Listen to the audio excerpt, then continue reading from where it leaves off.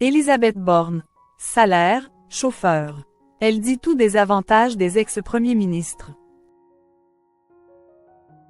De retour dans l'actualité après la publication de son livre le 23 octobre dernier, Élisabeth Borne a accordé une interview à nos confrères de Brut une semaine plus tard. L'occasion pour elle de dévoiler les avantages dont bénéficient les anciens premiers ministres. Depuis le 23 octobre dernier, Élisabeth Borne fait la tournée des médias à l'occasion de la sortie de son livre, 20 mois à Matignon, aux éditions Flammarion.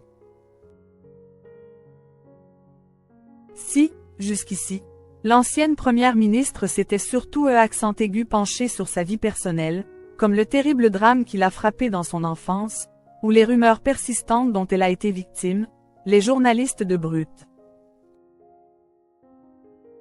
auquel la femme politique a accordé une interview le mercredi 30 octobre, était curieux d'en savoir plus au sujet des avantages dont bénéficient les ex-premiers ministres.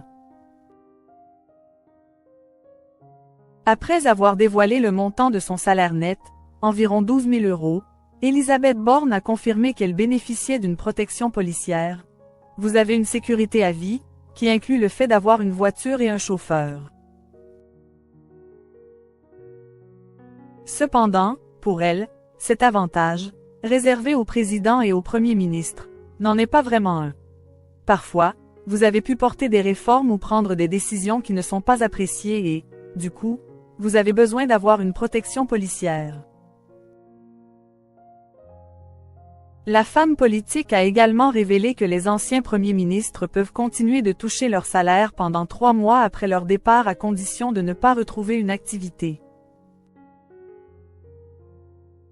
Ainsi, quand Élisabeth Borne est redevenue députée au bout d'un mois, cette rémunération a remplacé celle de Premier ministre.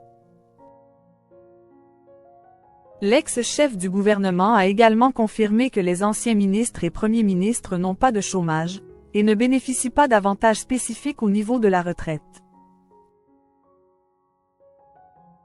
Élisabeth Borne.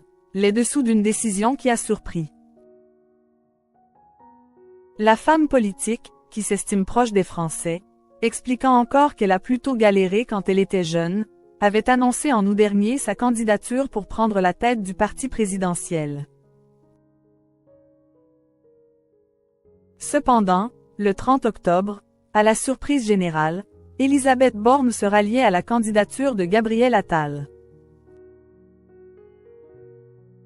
La femme politique aurait-elle négocié une place dans un hypothétique futur gouvernement, dans l'optique d'une victoire de l'homme politique de 35 ans au présidentiel de 2027?